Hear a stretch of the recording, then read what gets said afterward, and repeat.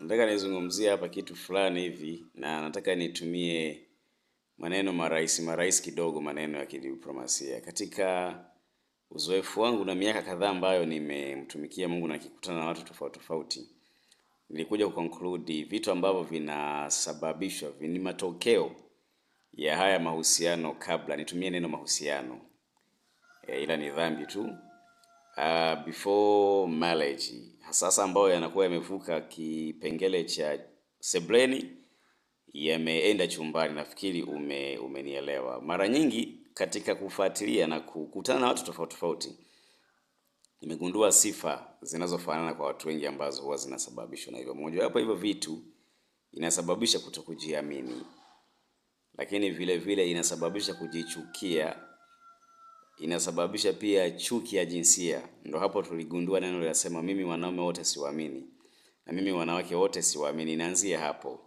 Lakini vile vile inasababisha kujihukumu, mtu anakuwa anajihukumu. Kingine inasababisha hasira zisizo na msingi wote, mtu anakuwa na hasira tu ambazo hazina msingi wote. Na kingine inaondoa uwezo wa mtu kupenda kwa sababu ya past experience.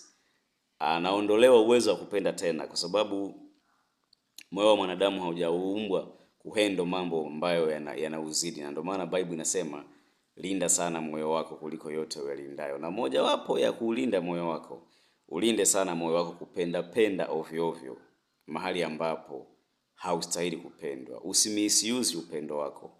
Uelekeze upendo wako kwenye eneo ambalo unastahili. Lakini ukiuelekeza upendo wako kwenye eneo ambalo ustahili, ni Mungu pekee ndiye ana uwezo huo wa kukipenda kitu ambacho hatakimpendi.